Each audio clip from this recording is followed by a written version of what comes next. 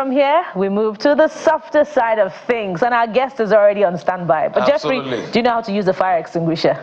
I have it in my car. When the occasion demands... I like that answer. Yeah, when the occasion demands, you will know. Just remove that, I don't know what it's called, but I know what to remove. Remove the knob, aim, and remove. Is it knob they call it? That's what he called it. Okay, whatever the name is, but let's focus on our guest. Welcome to the studio. Ife MOJ, is that your name? Yeah, that's I wanted to be sure it's not Moj or MOJ, perfect. Okay, MOJ, so what does it mean? Minister of Joy. Oh, Minister of Joy. I know one guy, Frecky Umar. He calls himself, do you know Frecky Umar? I know Frecky Umar. Okay, fantastic. Yeah. So, welcome to Channels TV's Morning Brief. And of course, we know you're a gospel artist and a singer. Why Minister of Joy? So interestingly, my first name is Ife Olua.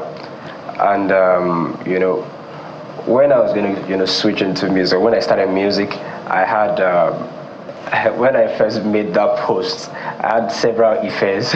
You know that thing, you're not the only one who bears that name. So I had like 1,000, Ifes who also do music or maybe podcasts or something out there. So I was just looking for either a prefix or a suffix, Then interestingly, this was after my first song, and my first song is titled Ayo, so which means joy.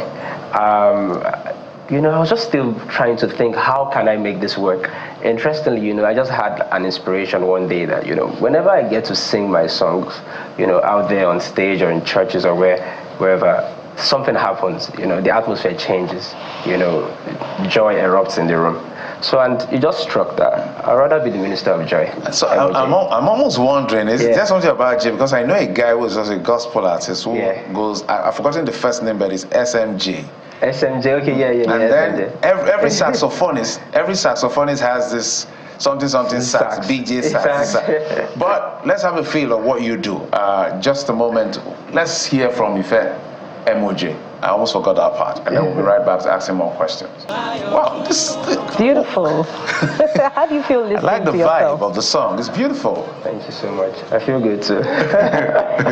So oftentimes it's unpredictable what would resonate with audiences. What will be the hit single?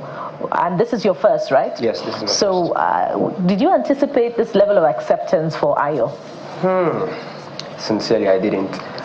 All I wanted to do was just, songs that I've been able to write, just put it out there, let it bless people, and, let it just do something to people's hearts, And interestingly, the song didn't maybe go viral until the second year or third year, I think. So, and interestingly, the acceptance was absolutely beautiful. First from family and friends, before they have to be the ones to tell you that, okay, it sounds good, it sounds really good. Rite of passage. Yeah. So they have to tell you that, yeah, it sounds good. Then afterwards, I started to get DMs from random people, just tell me, oh, we heard your song and it sounded real good. And if interestingly, some will tell you it helped them through depression and all that stuff. And I'm glad to hear that always. You sound more like, who are your musical influences? Because I'm hearing Flo. What was that? You know Flo? Flo Rocker. Flo Rocker, right? Yeah. Interestingly. So, first of all, God is my source. Well, however, I listen wide. And I can't overemphasize the indigenous impact in my music. So, as much as we love the foreign gospel artists, quite a number of, gospel artists right here in Nigeria also influenced me. The Flo, the Kenny Corey, name them. Yeah, so there was an influence there. So, why music and why gospel music?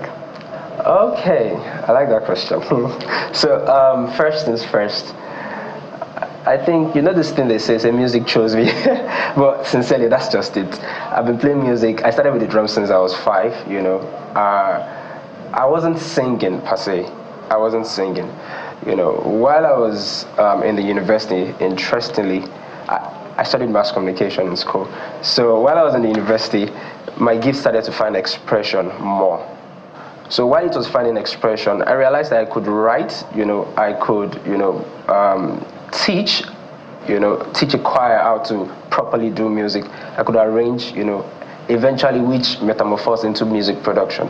But however, it got to that point because my gift started to find expression.